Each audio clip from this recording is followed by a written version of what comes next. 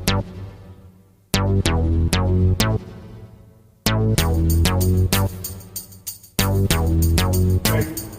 Rahul Choubey, Rahul sir physics classes YouTube channel के माध्यम से आपको फिर से एक नए टॉपिक के साथ जोड़ने के लिए आया हूं। अभी तक हम लोगों ने सीखा force of attraction and repulsion act between the two number of point charges. This is Coulomb's inverse square law. और मैंने पिछले वीडियो में आपको सिखाया कि कूलम्स इनवर्स स्क्वायर लॉ के अकॉर्डिंग दो पॉइंट चार्जेस के बीच में फोर्स लगता है और उसका formula F equal to 1/4πε0 Q1 Q2 upon R square होता है। हम इसे मैग्नीट्यूड में अगर लिखेंगे तो यही फॉर्म रहेगी, लेकिन अगर हम इसे वेक्टर फॉर्म में लिखना चाहते हैं तो हमने पिछले वीडियो में सीखा कि वेक्टर फॉर्म कैसे लिखते हैं। तो दो पॉइंट चार्जेस के बीच में तो हमने फोर्स सीख लिया। अगर यही फोर्स बहुत सारे चार्जेस के बीच में लग रहा है तो फिर इसको कैसे कैलकुलेट करते हैं और इसे कहते क्या है? तो आंसर है, इसे कहते हैं सुपरपोजिशन ऑफ फोर्स।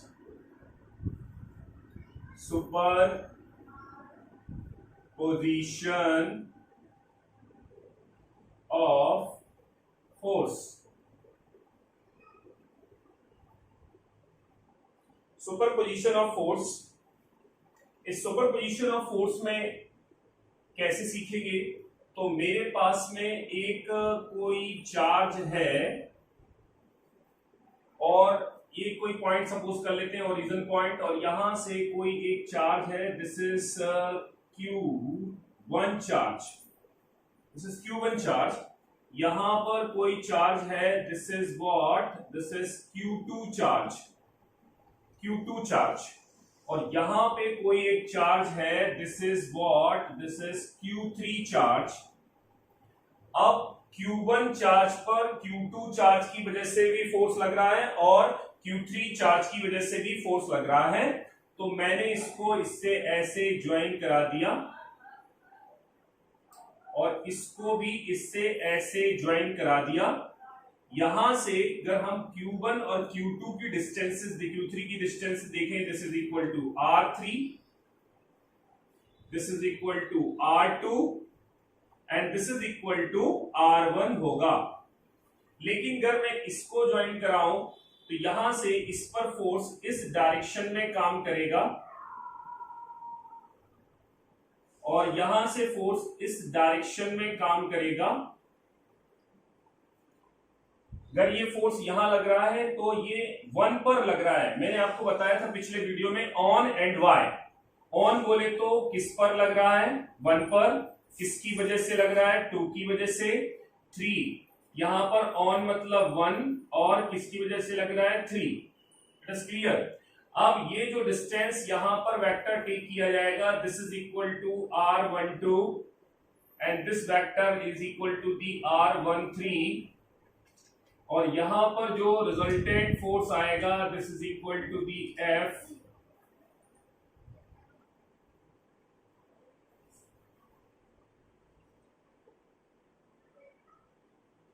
यहां से अगर मैं इसको ऐसे ज्वाइन कराऊं और इसको ऐसे ज्वाइन कराऊं तो एक पैरेललोग्राम ड्रॉ हो जाता है। अब अगर मैं कैलकुलेट करना चाहता हूं कि what is the F force act on the Q1 charge, तो first one is we want to calculate. सबसे पहले हमें कैलकुलेट करना पड़ेगा कि Q1 पर Q2 की वजह से कितना फोर्स लग रहा है और Q1 पे Q3 की वजह से कितना फोर्स लग रहा है। The force act on Q1 charge due to Q2. What is the formula? This is what? This is F12 is equal to the 1/4πε0 Q1 Q2 upon R12 का square. Second one is force act on Q1 charge due to Q3. What is the formula? This is F13 is equal to 1/4πε0 Q1 Q2 upon R13 का square. This is the force act on Q1 due to Q2 and this is the force act on Q1 due to Q3. Then resultant force is F equal to the F12 plus F13. So F equal to what is the value 1 upon 4 pi epsilon naught. ये common आ सकती है, this is Q1 upon Q2 upon R12 का square plus Q1 and Q3 upon R13 का square. अगर मैं इसी को vector form में लिख दूं तो this is the vector form and the vector form is what 1 upon 4 pi epsilon not Q1 Q2 upon R12 का cube and R12 vector plus में Q1 Q3 अपॉन R13 का क्यूब एंड R13 वेक्टर। तो जब बहुत सारे charges एक single charge पर force लगाते हैं तो उसको कहते हैं superposition of force. And superposition of force निकालने के लिए हर चार्ज से इस चार्ज पर फोर्स निकालना पड़ेगा, और अगर मैं उनका रिजल्टेंट कैलकुलेट कर दूं तो मुझे total charge on a particular charge का मिल जाएगा। This is what superposition of force. ये जो सुपरपोजिशन ऑफ फोर्स है वो न्यूमेरिकल प्रॉब्लम करने के लिए हेल्पफुल है। जब न्यूमेरिकल प्रॉब्लम करते हैं तो हम इस सुपरपोजिशन का यूज करते हैं। सुपरपोजिशन का हम यूज करेंगे कूलम्ब्स इनवर्स स्क्वायर लॉ। तो हम देखने वाले हैं सुपरपोजिशन को, जो हमने अभी सीखा। सुपरपोजिशन में हमारे पास पता चला कि बहुत सारे चार्जेस जब होते हैं और वो सिंगल चार्ज पर या सिंगल पॉइंट पर फोर्स लगाते हैं तो हाउ कैन बी कैलकुलेटेड। तो उसके लिए हमें सुपरपोजिशन को कैलकुलेट करना होता है। सुपरपोजिशन मतलब सारे फोर्सेस को कैलकुलेट करिए एंड देन उनका रिजल्टेंट निकालिए। तो एक मैं प्रॉब्लम ले लेता हूं इससे related. For example, there are 3 number of charges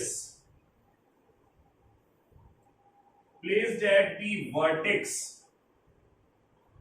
3 charges हैं, वर्टेक्स मतलब शीट्स पर।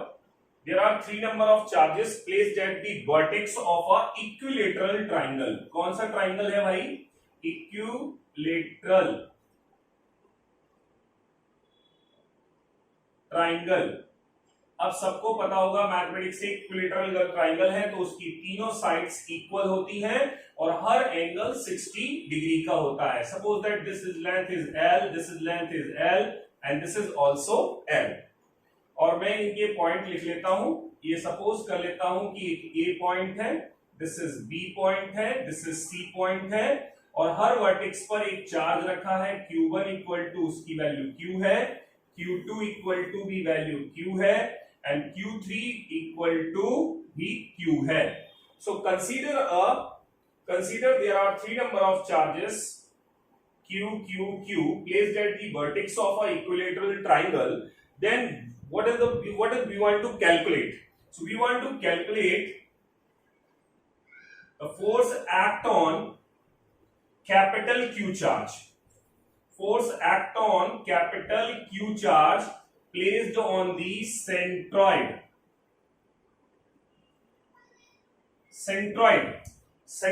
पर एक Q चार्ज रखा है और मुझे उस पर फोर्स कैलकुलेट करना है। हम कैसे कैलकुलेट करेंगे तो देखते हैं। इसको ध्यान से देखिएगा, क्वेश्चन को। बहुत अच्छा क्वेश्चन है, एनसीईआरटी से है, एनसीईआरटी का क्वेश्चन है। अब यहां पर क्या करना पड़ेगा? सबसे पहले मैं एक परपेंडिकुलर ड्रॉ करूंगा from a point AD at BC। Firstly draw the, क्या ड्रॉ करेंगे? Draw a perpendicular AD on BC। Perpendicular draw किया AD पर, AD इस पर BC पर। जैसे ड्रॉ करेंगे अब इसको इससे ज्वाइन कराएंगे। B की वजह से ऐसे फोर्स लगना चाहिए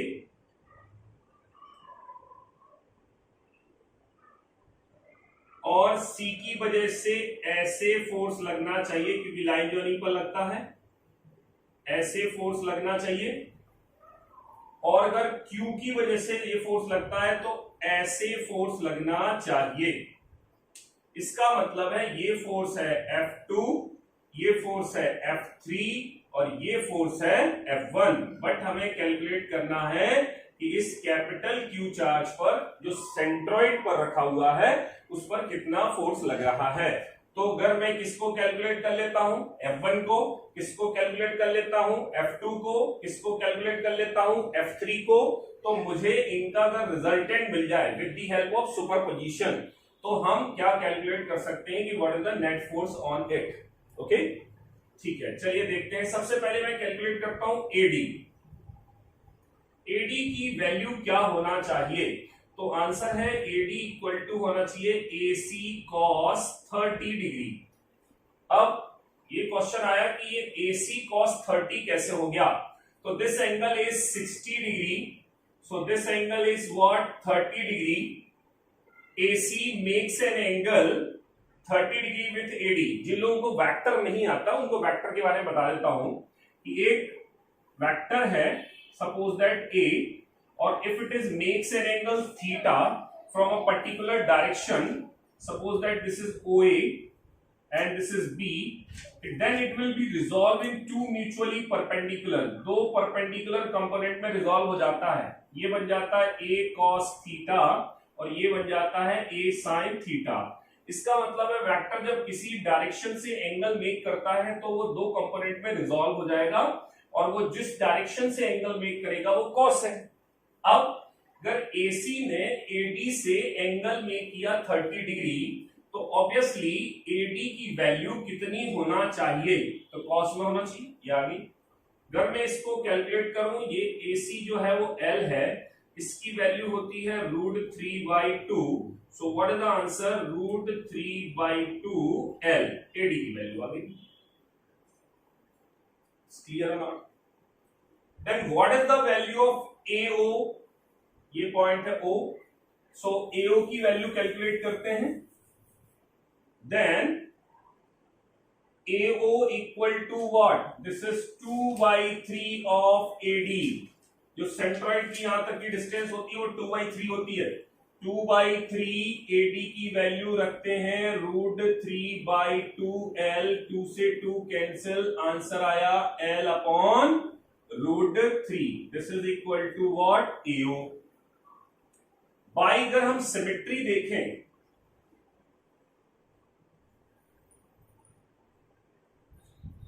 बाई सिमेट्री AO जितना होगा उतना ही BO होगा, उतना ही CO होगा।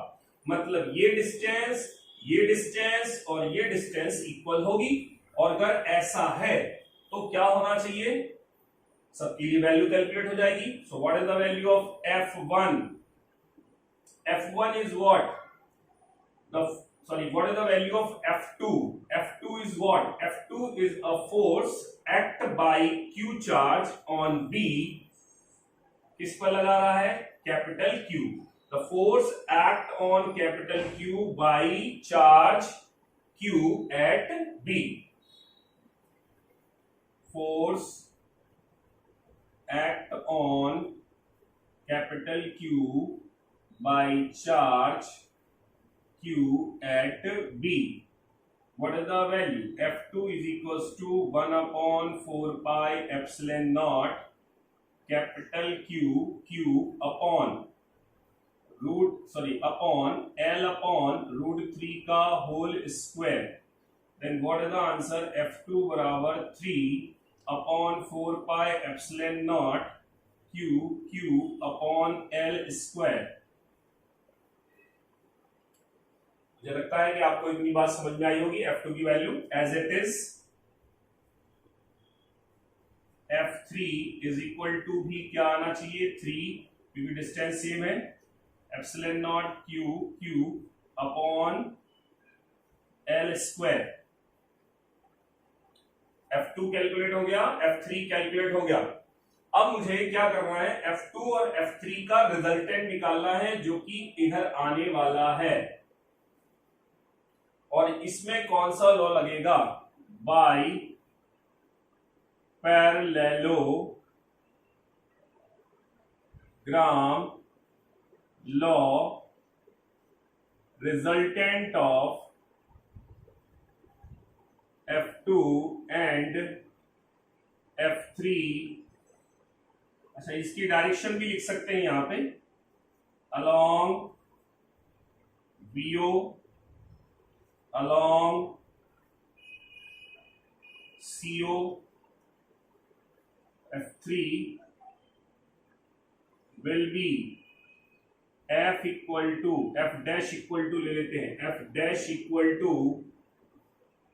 3/4πε0 Q upon L square. Now अब निकालना है नेट फोर्स हमें, तो नेट फोर्स कैसे निकालें?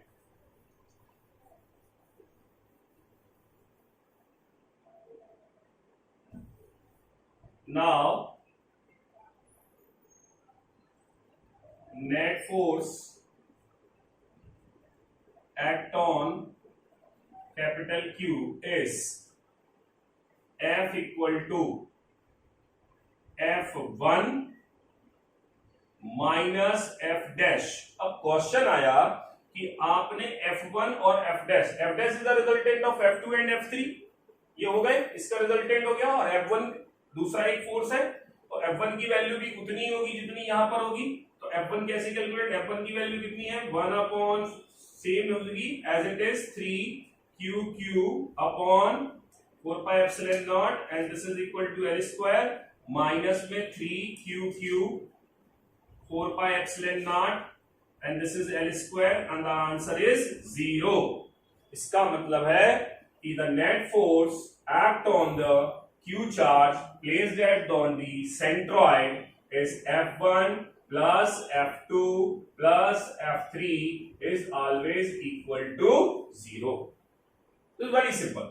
तो हमारा क्वेश्चन क्या था, एक इक्विलेटरल ट्राइंगल है, उसके वर्टेक्स पर 3 नंबर ऑफ चार्जेस रखे हुए हैं जिनके मैग्नीट्यूड सेम है, और हमें उसके सेंट्रॉइड पर एक फोर्स निकालना है। जो सेंट्रॉइड पर चार्ज Q रखा हुआ है उस पर फोर्स, तो सबसे पहले हमने एक AD परपेंडिकुलर ड्रॉ किया, जैसे ही ड्रॉ किया यहाँ पे परपेंडिकुलर, फिर इसको ज्वाइन किया, तो बीच की वजह से इस पर फोर्स लगेगा F2, इसकी वजह से लगेगा F3 और इसकी वजह से लगेगा F1। सबसे पहले मैंने कैलकुलेट किया था कि ये AD कितना होना चाहिए, तो यहाँ से AC cos थीटा से वैल्यू इसकी आई थी, this is L upon sorry this is value is equal to √3/2L। लेकिन हमें AO चाहिए था, BO चाहिए था, CO चाहिए था, तो हमने इसके लिए क्या वैल्यू निकाली, इसके लिए वैल्यू कैसे निकालेंगे, AO BO और CO की वैल्यू निकाली, और ये दोनों वैल्यूज का हमने क्या वैल्यू को यहाँ पे पुट किया, तो F2 और F3 आ गई। लेकिन ये F2 F3 में अगर मैं यहाँ देखूं, ये एक पैरेललोग्राम बन रहा है, तो पैरेललोग्राम लॉ लगेगा, तो उससे रिजल्टेंट की वैल्यू ये आ जाएगी। अब अगर मुझे नेट फोर्स निकालना है, तो एक फोर्स ये है, एक फोर्स ये है, दोनों का रिजल्टेंट मिल जाए तो हमें आंसर मिल जाएगा। तो if the force act in opposite direction, it means the 180 degree, then a vector will be subtracted। अगर वेक्टर दोनों अपोजिट डायरेक्शन है तो एक दूसरे से सबट्रैक्ट हो जाएंगे, तो हमने सबट्रैक्ट कर दिया, और अगर सबट्रैक्ट हो गए ये वेक्टर, दोनों की वैल्यू इक्वल थी, तो कितनी आ गई, 0, और 0 आ गई, इसका मतलब है नेट फोर्स इक्वल टू 0। तो आपको सुपरपोजिशन और सुपरपोजिशन से रिलेटेड जो मैंने न्यूमेरिकल समझाया वो आपको समझ में आया होगा। इससे रिलेटेड मैं आपको एक क्वेश्चन और बता सकता हूं जिसकी प्रैक्टिस आप घर पे कर सकते हैं। तो आप घर पे भी चाहें तो एक क्वेश्चन की प्रैक्टिस करें। मेरे पास में एक क्वेश्चन अलग से मैं दे देता हूं। एक हमारे पास में एक स्क्वायर है,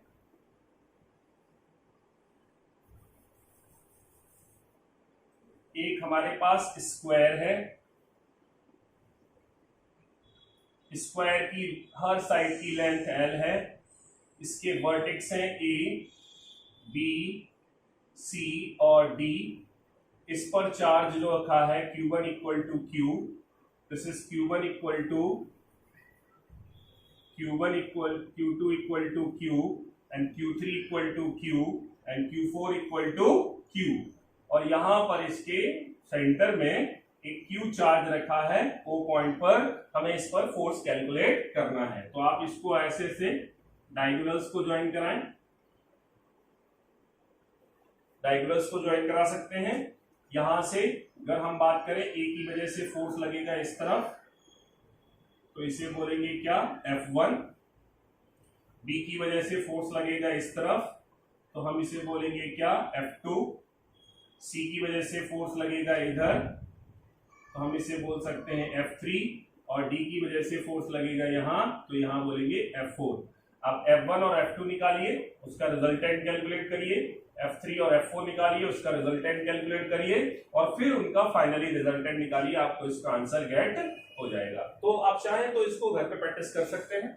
तो अगर आपको मेरे ये सब वीडियोस अच्छे लगते हैं तो आप मेरे इस चैनल को सब्सक्राइब करिए और लाइक कीजिए और बेल आइकन को प्रेस करके मुझे ये बताइए कि ये वीडियो बहुत अच्छे आपको लग रहे हैं या नहीं लग रहे हैं। अगर आपको नहीं अच्छे लग रहे हैं तो आप इसे डिसलाइक भी कर सकते हैं, और अगर आपको वीडियो अच्छे लग रहे हैं तो आप इन्हें लाइक करिए, जिससे मुझे ये पता चले कि मैं आपको और अच्छी अच्छी चीजें इसके बारे में बता सकूं। तो आज हमने ये सीख लिया यहाँ तक Coulomb's inverse square law and the vector form, and vector form के बाद में सुपरपोजिशन, और सुपरपोजिशन के क्वेश्चन को कैसे सॉल्व करते हैं।